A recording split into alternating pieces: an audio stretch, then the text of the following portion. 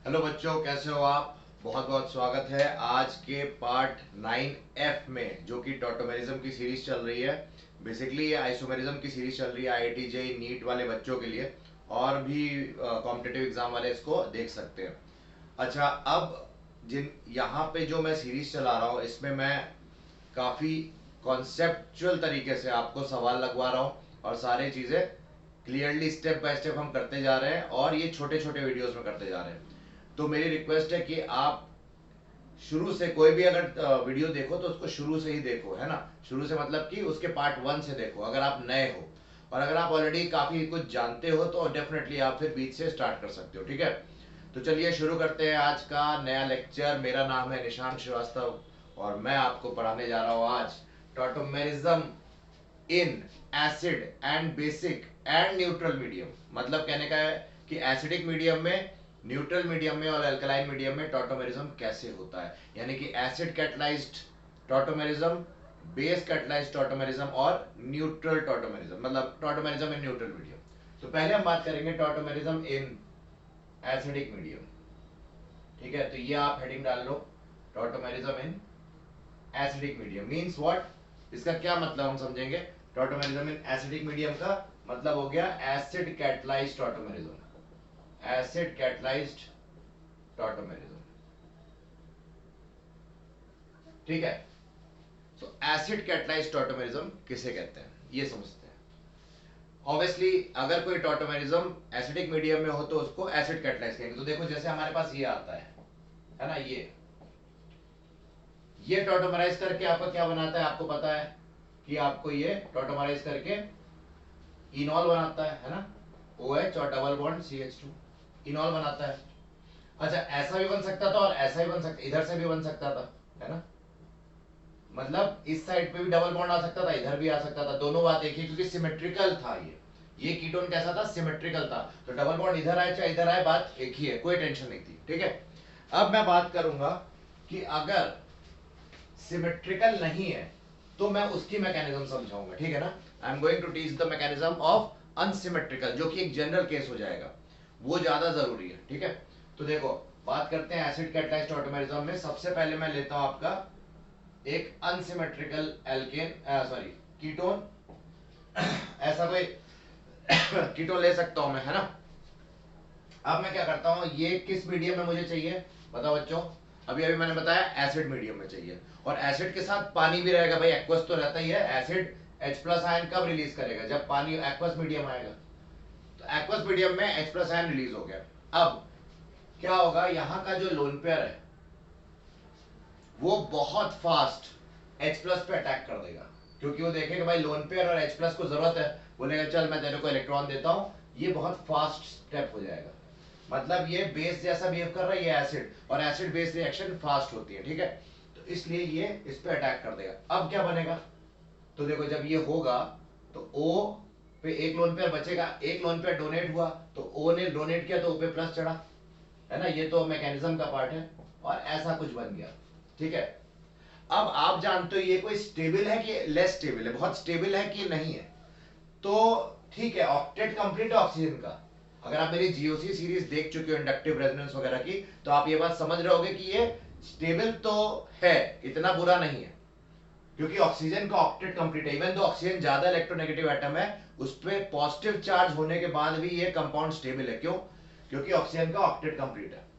लेकिन फिर भी कहीं ना कहीं कोई दुख दर्द तो है ऑक्सीजन को। ऑक्सीजन अपने दुख को कैसे व्यक्त कर रहा है, बोल रहा है भाई मेरे ऊपर पॉजिटिव रख दिया तुमने, गलत किया। तो हम बोलेंगे ये लेस स्टेबल है थोड़ा सा। अब कोई भी रिएक्शन प्रोसीड करती है मोर स्टेबल पाथवे से, कोई भी रिएक्शन प्रोसीड करती है मोर स्टेबल पाथवे से, मतलब रिएक्शन इंटरमीडिएट जो बने वो काफी स्टेबल होगा, उस रास्ते से रिएक्शन जाती है ऑर्गेनिक केमिस्ट्री में। तो यहाँ पे ये तो लेस स्टेबल है। अब इसको स्टेबल कैसे बनाया जाए, इससे भी ज्यादा स्टेबल, तो रेजोनेंस हमने आपको पढ़ाया हुआ है, रेजोनेंस कर देते हैं इसका। तो let's draw the resonating structure of this and let's see what happens. Resonating structure के लिए हम डबल हेडेड एरो लेते हैं, और रेजोनेंस कैसे करेंगे, यहाँ पे जो डबल बॉन्ड है इसको हम इधर फेंक दें अगर। एक्चुअली रेजोनेंस क्या कर रहे हैं, एक तरीके का हम रीअरेंजमेंट कर रहे हैं, ठीक है, कह सकते हो ये वैसे ही कुछ है। अब देखो इससे क्या बनेगा, क्या इस स्ट्रक्चर को अगर मैं ऐसे बना देता, OH, अब इस पे प्लस आ गया ना भाई, भाई ऑक्सीजन का न्यूट्रलाइज हो गया प्लस, और अब प्लस आ चुका है कार्बन पे, और ये थोड़ी बेटर स्थिति है, ये थोड़ी बेटर स्थिति है, कार्बन पे पॉजिटिव ज्यादा अच्छी बात है ऑक्सीजन के मुकाबले। लेकिन यहाँ एक प्रॉब्लम है, कई बच्चे सोच रहे होंगे नहीं सर ऑक्टेट रूल आपने बताया था, डोमिनेट्स इलेक्ट्रोनेगेटिविटी रूल, मतलब यहाँ ऑक्टेट तो कंप्लीट नहीं है कार्बन का, फिर ये कैसे स्टेबल है? तो बच्चों बैक बॉन्डिंग करके एक चीज होती है, रेजोनेंस का लास्ट केस मेरा देखो, सेकंड लास्ट केस मैंने बताया था, यहाँ लोन पेयर भी तो है, और lone pair in conjugation with, मतलब लोन पेयर पॉजिटिव चार्ज के बगल में हो तो भी स्टेबल माना जाता है, ठीक है, ये बताया गया था। तो यहाँ पे प्लस के बगल में लोन पेयर है, यानी कि ये स्टेबल स्ट्रक्चर हो सकता है, ठीक है। तो हम बोलेंगे ये लेस स्टेबल है, ये भी लेस स्टेबल है, बट इससे कंपैरिजन में अभी हम इसको मान लेते हैं कि this is a better state. ऐसा नहीं बोलेंगे, देखो ये भी ठीक था, ऐसा बुरा नहीं था, बट कार्बन पे पॉजिटिव होना ज्यादा अच्छी बात है, और कार्बन जो है वो कैटिनेशन शो कर सकता है, ऑक्सीजन कैटिनेशन उतना शो नहीं कर सकता, इसलिए कार्बन पे पॉजिटिव आया तो और आगे बॉन्ड्स बनने की संभावना बढ़ गई है, समझ रहे हो, लॉजिक लगाना पड़ेगा देखो, ठीक है। तो कार्बन पे पॉजिटिव अच्छी बात है। अब तो हम स्टेबल ना लिख के, हम स्टेबल ना लिख के लिख दें कि भाई ये बेटर है ना, ये ज्यादा लाइकली टू गेट अटैक। अब इस पे अटैक कौन करेगा, सवाल उठता है इस पे अटैक कौन करेगा इस पे, तो इस पे अटैक ऑब्वियसली जो है हमारा, देखते हैं कैसे होता है। अब यहाँ एक हाइड्रोजन है, ये H2 है, तो CH2 को मैं ऐसे लिख दूं, H यहाँ लटका देता हूं एक, और अब जो है पानी आया, पानी तो प्रेजेंट था भाई, पानी हर जगह है, अब लोन पेयर इस पे अटैक कर देगा, और ये H को ये बॉन्ड से मुक्ति मिलेगी। क्यों ऐसा हुआ सोचो, क्योंकि ये एसिड कैटलाइज्ड है, कैटलिस्ट एंटर करता है रिएक्शन में और फिर अंत में बाहर भी निकल जा रहा है, ये लॉजिक होता है ना कैटलिस्ट का। तो H+ एंटर किया था, अब उसका समय आ चुका है, इसने काम धंधा कर दिया अपना, अब इसका काम है बाहर निकलने का। ये जब बाहर निकलेगा तो ये H+ करके निकलेगा, तो इधर अपने पीछे नेगेटिव डेंसिटी छोड़ के चला जाएगा इलेक्ट्रॉन्स की, है ना, तो इसलिए इसने ये बॉन्ड इधर फेंक दिया, और अब क्या बनेगा CH3COH, और यहां डबल बॉन्ड आ गया और ये बन गया। और ये जो स्टेप है ये रेट डिटरमाइनिंग स्टेप है, ये स्लो स्टेप होता है, ठीक है, H का एक्सट्रैक्शन एक स्लो स्टेप है, तो यहां पे ये रेट डिटरमाइनिंग स्टेप है, और ये रिवर्सिबल स्टेप तो है ही नो डाउट। इसको इनोलाइजेशन कहते हैं, आप देख सकते हो इनॉल फॉर्म बना, कीटो फॉर्म से इनॉल फॉर्म बना, तो ये जो लास्ट स्टेप हो रही है बेसिकली इनोलाइजेशन हुई, है ना, तो ये बन गया आपका अल्टीमेट प्रोडक्ट। अब आपको ध्यान देने वाली बात ये है कि भाई डबल बॉन्ड किधर आया है, जब देखो टॉटोमेरिज्म हुआ यहीं से देख लेते हैं, तो बेसिकली आपका जो फाइनल आंसर आया है वो डबल बॉन्ड इधर आया है। क्या ऐसा प्रोडक्ट मिला, क्या हमें ऐसा प्रोडक्ट मिला, नहीं मिला, ये नहीं मिला, हमें ये मिल गया, ये भी तो मिल सकता था बट ये नहीं मिला मैकेनिज्म में, इससे क्या बना अंत में, ये बना, ये नहीं बना, समझ रहे हो आप बात को, यानी कि यहां पे इनोलाइजेशन तो हुई, इनॉल तो बना कीटो से, बट ये वाला इनॉल बना, ये वाला इनॉल नहीं बना। इसका क्या मतलब हुआ, इसका ये मतलब हुआ हम एक ट्रिक बना सकते हैं, सारे सवाल बनाने के लिए इतना लंबा मैकेनिज्म हर बार करने की जरूरत नहीं है, आप एक ट्रिक बना सकते हो। और वो ट्रिक बताने से पहले मैं एक छोटी सी बात बता दूं, यहां आपको याद रखना है कार्बोकेटायन फॉर्म हो रहा है, आपसे पूछ सकते हैं एसिड कैटलाइज्ड टॉटोमेरिज्म में इंटरमीडिएट यहां पे कार्बोकेटायन फॉर्म हो रहा है, ठीक है, ये याद रखना। अच्छा, तो ये तो नहीं बना है ना, मतलब डबल बॉन्ड इधर नहीं आके इधर नहीं आया, डबल बॉन्ड किधर आया, इसके बीच आया, तो एक ट्रिक है, कौन सा ज्यादा क्राउडेड कार्बन है, ये ज्यादा क्राउडेड है या ये, ऑब्वियसली ये ज्यादा क्राउडेड कार्बन है, तो हम हमेशा एक रूल बना सकते हैं कि डबल बॉन्ड हमेशा इनोलाइजेशन के समय ज्यादा, जिस तरफ ज्यादा क्राउडिंग है कार्बन में उस तरफ आता है, ठीक है। तो देखो इसकी ट्रिक लिख लो, यानी कि हम ट्रिक लिखेंगे क्या, ये ऐसे मत काट पीट दो, ये तो मैंने आपके लिए बनाया, मैं फिर से लिख दे रहा हूं, ठीक है, ये था, तो आप एक ट्रिक लिख लो, हर सवाल को एसिड मीडियम में बनाने के लिए अगर उन्होंने लिख दिया है एसिड मीडियम, तो आपको ये ट्रिक लगा देनी है, आपको इतना लंबा मैकेनिज्म करने की जरूरत नहीं है, बट मैकेनिज्म जानना एक बहुत अच्छी बात होती है, ठीक है। अब देखो ट्रिक क्या है, सो हम क्या लिखेंगे इसमें कि इन acidic medium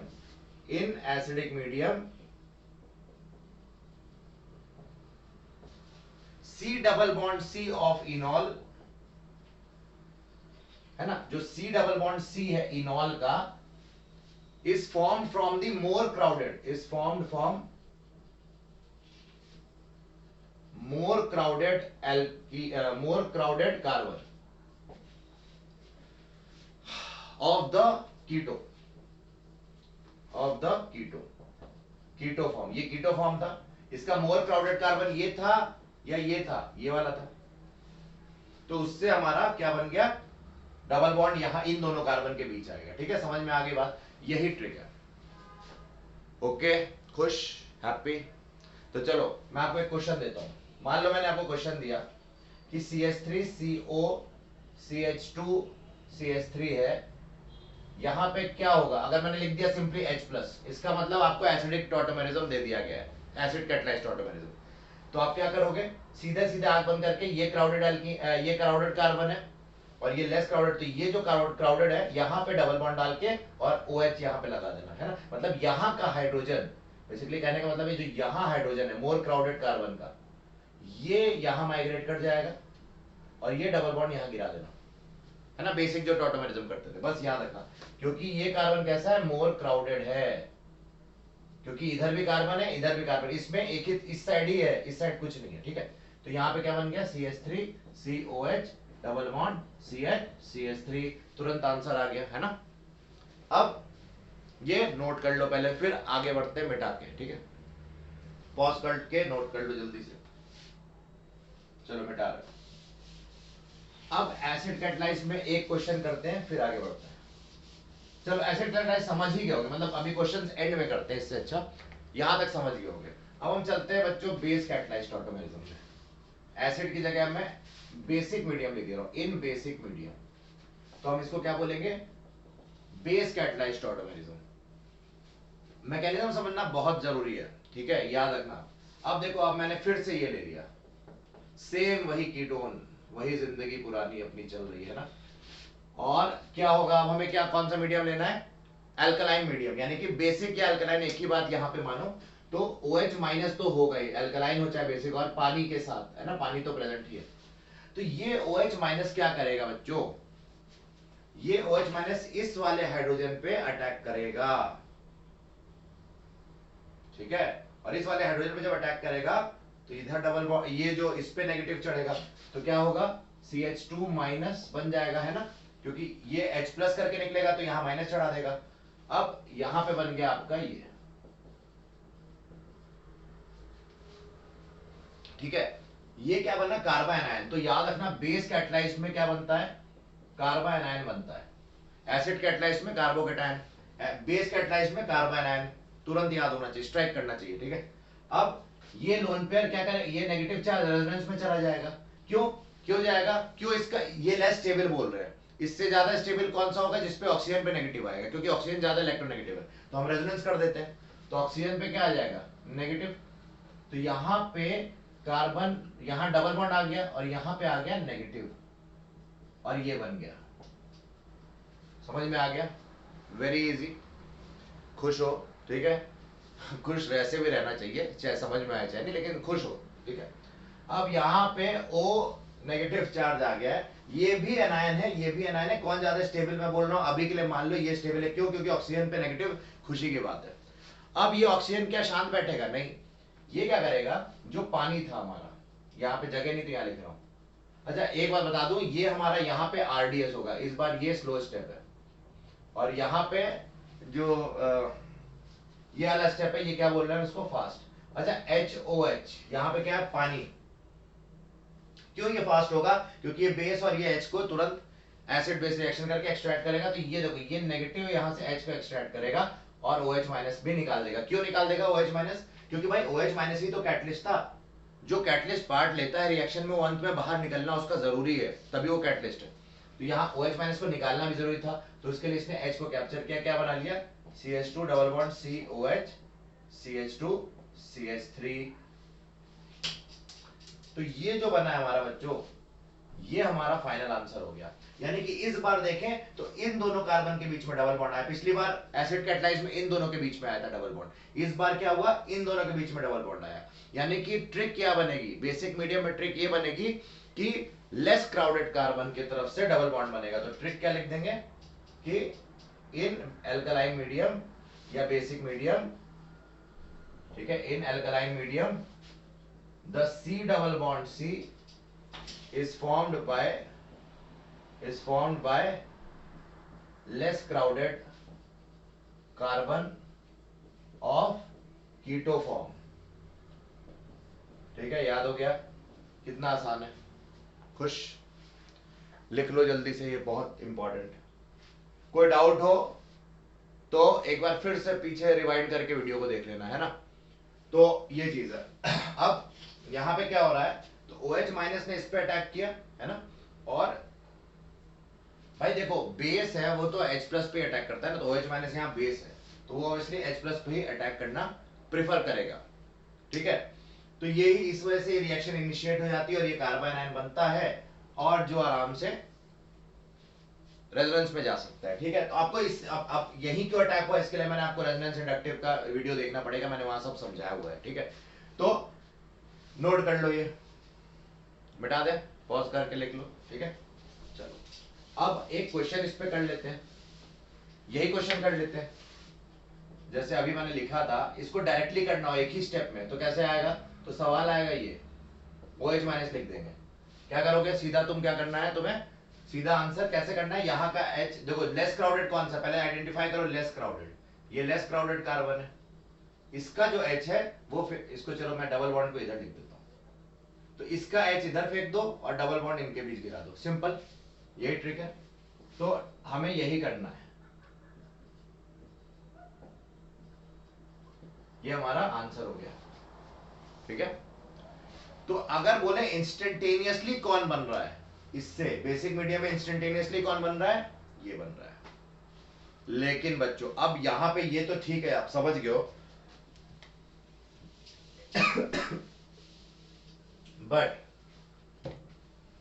over a period of time जिस कंटेनर में ये बन रहा है,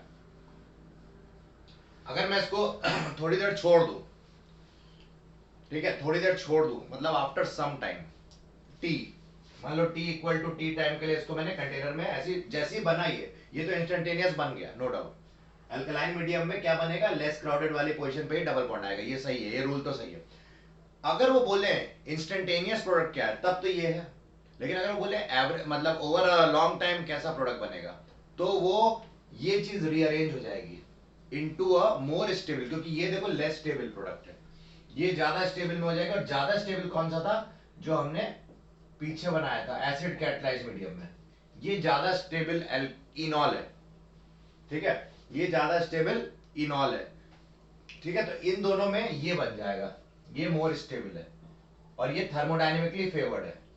देखो ये रिवर्सिबल पाथ है, क्योंकि रिवर्सिबल प्रोसेस जितने होते हैं वो थर्मोडायनेमिकली फेवर्ड होते हैं और थर्मोडायनेमिक प्रोडक्ट यहाँ पे स्टेबल है, ठीक है। तो ये रिवर्सिबल है और ये धीरे धीरे कन्वर्ट हो जाएगा मोर स्टेबल में, क्योंकि कोई भी चीज अनस्टेबल फॉर्म में उतना देर तक नहीं रह सकती, क्योंकि ये लेस स्टेबल प्रोडक्ट होता है। मतलब ये मैं अल्कलाइन मीडियम की बात नहीं कर रहा, मैं बोल रहा हूं जनरली अगर इन दोनों की स्टेबिलिटी कंपेयर करें तो तुम आराम से कर सकते हो कौन ज्यादा स्टेबल है, डेफिनेटली ये। क्यों, क्योंकि यहाँ हाइपर कॉन्जुगेशन से भी तुम देख सकते हो, इस सिस्टम के बाद हाइपर कॉन्जुगेशन कितना है, 6, और रेजोनेंस तो है ही नो डाउट, बट यहां पे हाइपर कॉन्जुगेशन देखो कितना है, सिर्फ 2, हाइपर कॉन्जुगेशन 2 है और रेजोनेंस तो है, तो यहाँ पे रेजोनेंस दोनों में ही है, बट यहाँ पे हाइपर कॉन्जुगेशन 2 है, यहाँ हाइपर कॉन्जुगेशन 6 है, तो ये ज्यादा स्टेबल हो गया ना भाई। तो धीरे धीरे कोई भी चीज इसमें कन्वर्ट हो जाएगी मोर स्टेबल वाले में, ठीक है। तो ये लिख लेना कि रिवर्सिबल प्रोसेसेस आर, यहाँ पे रीजन क्या है, रिवर्सिबल प्रोसेसेस आर थर्मोडायनेमिकली क्या, थर्मोडायनेमिकली फेवर्ड, मतलब थर्मोडायनेमिकली कंट्रोल्ड बोल सकते हो, थर्मोडायनेमिकली कंट्रोल्ड, है ना। हम आगे पढ़ेंगे जब मैकेनिज्म करने वाले होंगे ना, इस पे जेई वगैरह में बहुत सवाल आ चुके हैं, टीसीपी और केसीपी पढ़ेंगे आगे, थर्मोडायनेमिकली कंट्रोल प्रोडक्ट और काइनेटिकली कंट्रोल प्रोडक्ट, तब मैं आपको और अच्छे से समझाऊंगा टीसीपी केसीपी क्या है। अभी ये बात याद रखना कि reversible process generally thermodynamically controlled है। अगर वो रिवर्सिबल प्रोसेस है तो अगर लेस स्टेबल प्रोडक्ट भी बना होगा वो धीरे धीरे करके मोर स्टेबल प्रोडक्ट में कन्वर्ट हो जाएगा, ठीक है।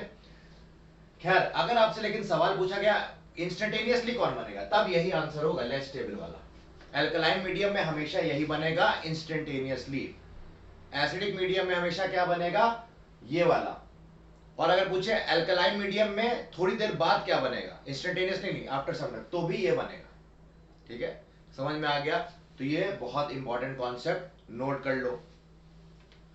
ठीक है, मिटा रहे, पॉज करके नोट करते जाओ। और न्यूट्रल मीडियम में बच्चों क्या होगा, न्यूट्रल मीडियम का एक पॉइंट लिख लो कि इन न्यूट्रल मीडियम, अगर मैं बोलूं न्यूट्रल मीडियम में, मतलब टॉटोमेरिज्म इन न्यूट्रल मीडियम, तो हम क्या बोलेंगे कि it is similar to alkaline medium. तो एल्कलाइन मीडियम में जिस तरह से हो रही है टॉटोमेरिज्म, वैसे ही हम न्यूट्रल मीडियम में कर देंगे, मतलब OH माइनस आके सीधे सीधे अटैक कर देगा। ठीक है, तो यही है, इसमें ज्यादा दिमाग नहीं लगाना। ठीक है, न्यूट्रल, बस ये आपको पॉइंट याद रखना है कि न्यूट्रल मीडियम में क्या होता है। चलो ये समझ गए हो, तो आप क्वेश्चन करते हैं। अगर आपसे बोले predict the instantaneous product, instantaneous, अब जानबूझ के मैं इंस्टेंटेनियस वर्ड डाल रहा हूं, आफ्टर सम टाइम नहीं पूछा, तुरंत क्या बनेगा, है ना, पहली बार में। तो आपको ये पहला दे दिया, मान लो मैंने ऐसे, क्या बनेगा, क्या लगता, और यहां पे मैंने लिख दिया H+। तो लेस क्राउडेड कार्बन कौन सा है वो ढूंढ लो सीधा, सॉरी एसिडिक मीडियम है ना, तो मोर क्राउडेड कार्बन ढूंढ लो। मोर क्राउडेड कौन है, देखो इस तरफ ये कार्बन है जिससे जुड़ा यही कार्बन है ना, और ये कार्बन है, इस कार्बन से जुड़े दो ही कार्बन है, दो तरफ है। अगर इस कार्बन को देखो तो इस पे ये भी कार्बन जुड़ा हुआ है, ये भी कार्बन जुड़ा है, तो ये भी जुड़ा है, तो ये कार्बन जो हो गया यहाँ मोर क्राउडेड हो गया, है ना। दोनों अल्फा कार्बन, हमें हमेशा अल्फा कार्बन ही देखना है, याद रखना, टॉटोमेरिज्म तो अल्फा कार्बन से ही होता है ना। तो अल्फा कार्बन देखा हमने और उस पे मोर क्राउडिंग हो गई, तो यहां से H जो है, यहाँ पे एक H छिपा होगा, ये H छिपा हुआ जो है इधर जाएगा और डबल बॉन्ड इधर आएगा। तो एसिडिक मीडियम में क्योंकि मोर क्राउडेड से ही निकलता है हाइड्रोजन, तो यहाँ डबल बॉन्ड आएगा और यहाँ OH, इनॉल ऐसा बन जाएगा, ये कीटो फॉर्म, ये इनॉल फॉर्म। समझ में आई बात। तो ये ट्रिक है बच्चों। अब हम बात करते हैं एक और क्वेश्चन की। तो मान लो मैंने यही सेम सवाल को मैंने दे दिया होता बेसिक मीडियम में, तो आपको लेस क्राउडेड देखना है, ऑब्वियसली हमने बताया ये लेस क्राउडेड कार्बन है ना, तो सीधा डबल बॉन्ड यहां डाल देना और OH कर देना, मतलब यहां का जो हाइड्रोजन है एक, वो इधर ट्रांसफर कर देना और यहां से डबल बॉन्ड इधर गिरा देना, तो क्या बन जाएगा OH और यहां डबल बॉन्ड। क्लियर हो गई बात। और एक चीज मैं भूल गया, यहाँ पे ऑलरेडी पहले से एक बॉन्ड था, वो बनाना मत भूलना, यहाँ पे भी ऑलरेडी पहले से एक बॉन्ड था, है ना, वो मैं ऊपर में नहीं बनाया था। समझ में आ गई बात। तो ये इंस्टेंटेनियस प्रोडक्ट हो जाएंगे एसिडिक मीडियम में और बेसिक मीडियम में। तो चलो दो सवाल और करते हैं, मिटा दें, नोट कर लो पॉज करके। चलो, तो अगर मान लो मैंने आपको ऐसे दिया, थर्ड क्या बनेगा एसिडिक मीडियम में, ठीक है। तो विच इज मोर क्राउडेड, देखो यहां भी कार्बन, यहां भी कार्बन, यहां भी कार्बन, इसके इस डबल बॉन्ड के अबाउट ये अल्फा, ये ज्यादा क्राउडेड दिख रहा है ना, this carbon is more crowded. हमेशा एसिडिक मीडियम में मोर क्राउडेड देखो अल्फा कार्बन कौन सा है, तो ये यहाँ का हाइड्रोजन तुम इधर भेज देना और यहाँ डबल बॉन्ड गिरा देना, कि सीधा सीधा आंसर यहाँ OH और यहाँ डबल बॉन्ड। देखो कितना आसान हो गया, ठीक है, इजी है।